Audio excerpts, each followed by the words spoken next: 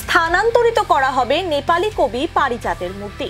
মঙ্গলবার পরিদর্শনে গিয়ে এমনটাই জানালেন শিলিগুড়ির মেয়র গৌতম দেব।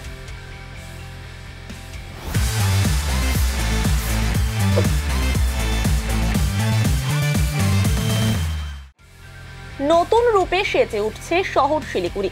জোর কদমে চলছে কাজ।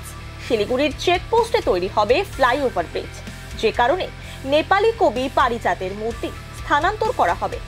তবে বর্তমান পারিজাত চক থেকে কিছুটা দূরেই নতুন করে বসানো হবে পারিজাতের মূর্তি।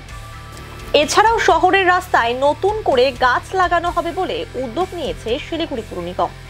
এই কারণে আজ পরিদর্শনে যান শিলিগুড়ির মেয়র গৌতম দেব সহ অন্যান্যরা। এদিন মেয়র গৌতম দেব জানান, হ্যাঁ, ওটা এই জায়গাটায় যে এনএইচআই তৈরি হচ্ছে, ওদের এলিভেটেড করিডোর হবে, এখানে একটা ফ্লাইওভার হবে এবং একটা রোটারি তৈরি হবে। তার জন্য 80 মিটার মতো ওদের জায়গা লাগছে। 80 মিটার মানে 240 ফুট, ধরুন 250 ফিট।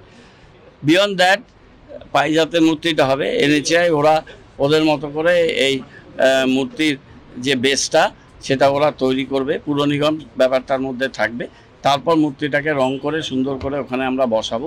ওখানে যে রিসাইটালটা আছে ওই রিসাইটালটা থাকবে, আর একটু বড় করে আমরা ওটা পারিজাত চক সেটা লিখে দেওয়া হবে এবং দু সাইডের গ্রেডিয়েন্সটা একটু শক্তপোক্ত আমরা করব এবং ওখানেও একটা ছোট গার্ডেন আমরা করব, যাতে কবি পারিজাতের মূর্তি এখানে যেভাবে প্রতিষ্ঠিত আছে সেই সম্মান, সেই মর্যাদা সেটাকে বজায় রেখে পুর নিগম এনএইচআইয়ের সহযোগিতায় এবং এখানে আমাদের স্টেট পিডব্লিউডি আছে, এক্সিকিউটিভ ইঞ্জিনিয়ার, ওদের সবাইকে নিয়ে সুন্দর ডিজাইন করে করব।